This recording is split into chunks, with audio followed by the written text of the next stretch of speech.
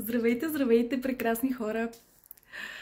Доста време не съм се появявала с видеа, с различни теми и много често наистина се случва на много от нас да поспрем.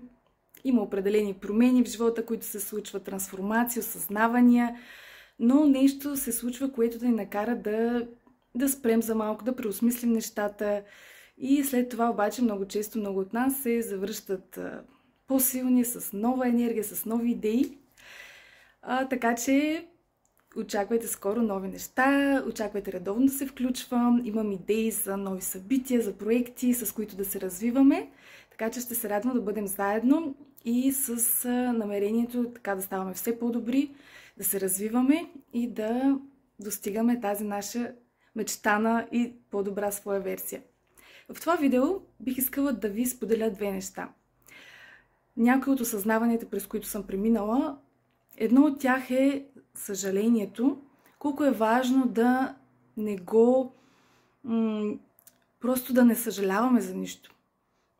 Толкова е важно да приемем всичко, което се случва, като най-доброто, което би могло да стане. Защото истината е, че всичко се случва точно по начина, по който трябва да се случи.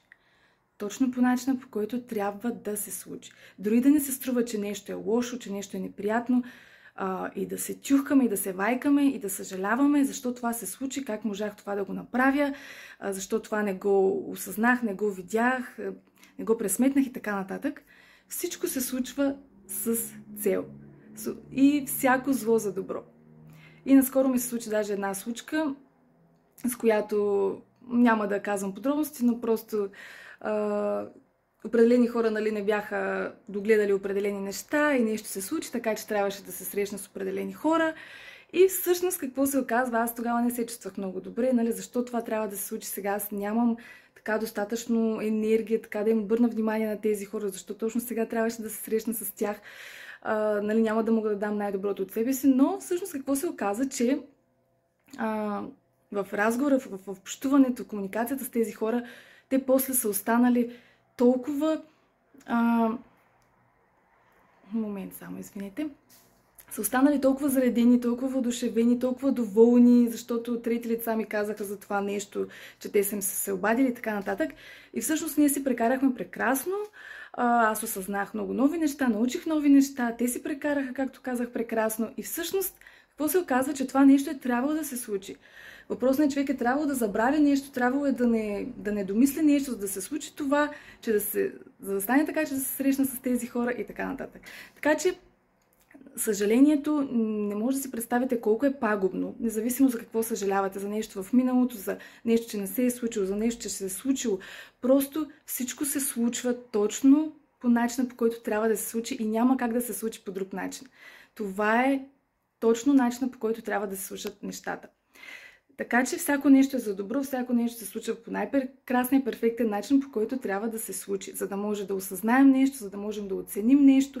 Понякога се чудим защо е трябвало да преминем през определени неща, защо нещо е трябвало да се случи с такива завойчета, с такива забавяния, защо живота се е стекал по този начин, защо не е можело да се случи еди как си много по-добре, много по-бързо, много по-хубаво.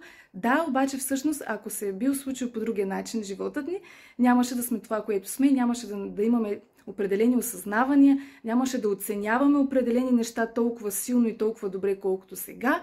Така че всяко нещо абсолютно се случва за нас, животът се случва за нас, не на нас, а наистина за нас, за да може ние да израстваме, да ставаме по-добри, да можем да оценим, да може всичко да е още по-хубаво, отколкото е било преди.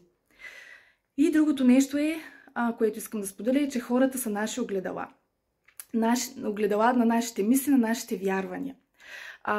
Това, което вие мислите, което вие вярвате за себе си, много лесно може да го видите в другите хора, това, което те казват на вас, това, което те ви съветват, това, което те мислят и ви споделят. Защото нашите вярвания наистина ние ги транслираме, нашите мисли за нас и нашите вярвания ги транслираме в другите хора.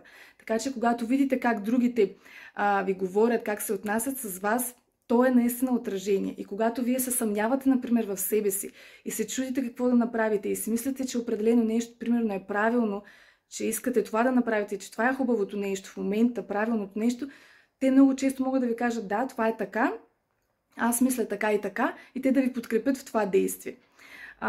Или когато се колебаете, те също така да отразяват вашето колебание, да имат мисли и чувства и да ви убеждават в определено нещо, отразявайки вашето колебание. И по този начин да не ви подтикнат, т.е. да не ви подкрепят в по-смелото действие.